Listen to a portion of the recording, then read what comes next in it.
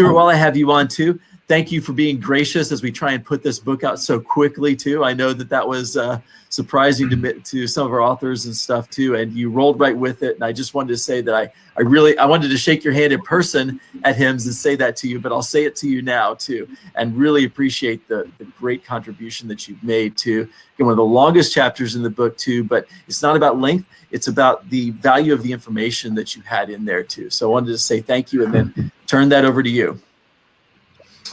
Well, thank you, David. Can you hear me all right? Okay. It's been an honor, as Nate said, to be part of this effort. It's really exciting for me. As you noted, I've been in voice for 20 plus years, in and out, not always there. But voice has really been a passion, and I think it's a natural passion for all of us. Because we like to talk, and it's the easiest way to communicate, even if we're online with a service somewhere. And I was laughing when you said that I wrote the longest chapter.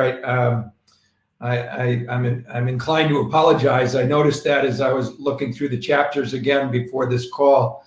But I think it reflects the fact that when we discovered the LifePod invention that I'll talk about in a minute,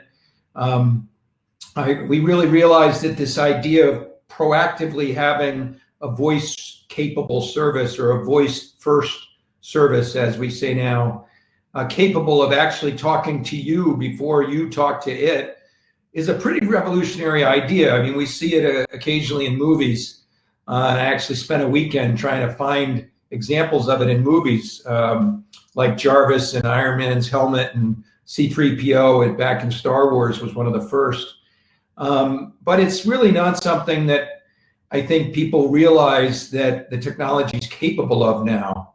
And that's why it just completely took me over when I found the LifePod invention, and why I was willing to really risk my my livelihood and my career and reputation to try and build a company showing what power this provided to people really who were faced with the scary proposition of having to care for somebody that they love, or care for somebody professionally that they're supposed to care for or being paid to care for at a distance, and for those people themselves who are so often alone in their homes, and elderly and of fragile health and that kind of thing. And when I realized that by turning the telescope around, which is one of my section headings, that they could have the voice service really be the voice of the caregiver, and actually speak to the person being cared for in a natural way, that could be a very, very powerful modality. So that's what my chapter is about. I spent a fair amount of time, again, sort of relating this concept of proactive voice to the precursor, which is 50 years of reactive voice, where phone number, or we push the microphone button on our smartphone, or we ask Alexa to listen and we invoke somebody else's skill. Those are all reactive modality. And the one somewhat amazing thought that occurred to me is that actually the reactivity model doesn't just apply to voice, it actually applies to the entire world of proactivity. Of online services. So let me just focus on three things in my 10 minutes that are remaining. I want to talk about why we believe proactivity is so powerful, and why it really does transform the caregiving and care receiving experience. And then I'll talk about two elements of it that go with proactive voice that we leverage with the LifePod service. One of them is personalization. And I'll talk about that. And they sometimes, in healthcare, you sometimes call it person-centered healthcare. And then the other one, last one I'll talk about is holistic capabilities, meaning it's not just about medicinal healthcare or physiological healthcare, it's about social determinants of healthcare. So those are the sort of three themes. Allow me to say a couple more words about proactive voice. If you think about proactivity, it really, in machines, it's not, as I said earlier, it's not something that's very common. And we take a proactive action with technology when we call somebody on the phone, of course, but that's real time. So store and forward proactivity is not very common, but there were experiments done of proactive voice via telephone with the robocalls, the calls that we don't like, where it's a robot calling us, and some of those robot calls were given automated speech recognition on the other side so that they could carry on a conversation with whoever picked up. However, those calls and that modality or that use of technology was a very good precursor to what we're doing with LifePod, but it's set up by a company. So they weren't always appreciated. Of course, in many cases, they weren't appreciated, but they were very successful in companies, I think, like Eliza and like Silverlink, which started getting unprecedented levels of engagement to remind people to pick up the prescription or whatever. Then the second really breakthrough in proactivity was the text message, the SMS text message. And I'm sure many of the listeners are old enough to remember when text messages were introduced and became a thing that all of us were starting to use on our flip phone or our smartphone. And suddenly it was possible to text somebody proactively, or for a computer system of a company to text you proactively because you visited their website a few minutes before, or because they wanted to remind you that you had an appointment. And the mobile world really took off in part because of reactive and proactive text messaging. Of course, now we're at the point where there's so many proactive and reactive text messages that you can't get away from them, and they all scroll off your phone before you see them. And obviously, if you get a text message and the phone's in your pocket, you may not notice it. That's where voice comes in. If I'm in the room with that smart speaker that's capable of proactive voice, then I sure as heck am going to notice that it's speaking to me. And if it asks me a question, my natural intuitive inclination is to answer it.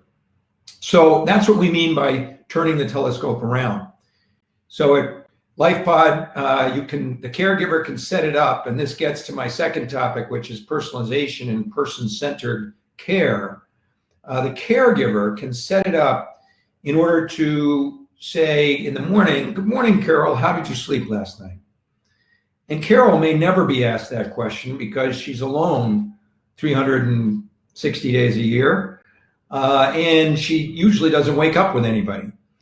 But all of a sudden, there's this friendly voice, and then she realizes that the question was actually written by her daughter, who lives across the country or around the world or the next town over. And they put something, special words in there that we call trigger words that Carol, she recognizes them. And she thinks, wow, I love that LifePod, greeting me in the morning, seeing how I slept and telling me to have a nice day. Oh, but that was set up by my daughter. That's even more wonderful. So that's what we really believe is the breakthrough that we represent with proactive voice is how does the system know what to say, when to say it, and when to be proactive. And there's two levels of that. To make sure that I don't run out of time, let me explain both. The first one that we have out there now is we actually give the human caregiver the ability to define exactly what LifePod says to any of the users at any time during the day, and whether they say it once a year or once a day or several times a day. For example, a medication reminder, you might need 3 or 4 of them per day. And so we give that via a portal, or we call it the Caregiver Portal and Dialogue Management System, which using a GUI, I can actually define what LifePod says and what it says after the care recipient responds. So if they say, I don't feel well, or I didn't sleep well, or no, I don't want to watch Jeopardy, or whatever, then LifePod responds according to that dialogue and does the speech recognition, the intent determination, and the correct response that has been defined all by the human caregiver. The next phase of this, which I think a lot of companies are waking up to though, is what if we had a programmatic API that could say, well, if that person says that they've lost 3 pounds overnight and that they, or maybe gained 3 pounds, I always forget whether it's loss or gain, but in chronic heart failure victims or people who are at risk of heart failure, I know a sudden weight change is a big problem. So let's say that they were stepping on their scale once a day and suddenly that scale determined that they'd lost or gained too many pounds in a single night. Well, why not give a program in the cloud that's getting that data about their weight the capability to play a certain dialogue that says, Carol, it appears that you've gained too much weight. And as our chief medical advisor says, we're going to tell you exactly what you should do for that. Like take, a couple of 100 milligrams of Lasix or whatever, and then call your doctor or something along those lines. And I'm making it up as I go, as I'm sure the physicians on the line will tell you. But the point is that once we give a program or an algorithm that's collecting and analyzing data on a IoT data on an ongoing basis, that ability to proactively talk to the patient or talk to the care recipient, then you've got an extraordinarily powerful data analysis and feedback loop, and you've got an almost guaranteed engagement modality that's never existed before. Because as I said earlier, if you send them the text, they may never notice it or before it's too late. So it can all be personalized, as I've described. It's all proactive. It can be personalized and set up and configured to either be running every day the same way that the human caregiver sets it up, or to be momentarily or at the spur of the moment triggered by a programmatic API, and then these proactive dialogues can start. The final point is holistic health, and what I referred to as social determinants of health.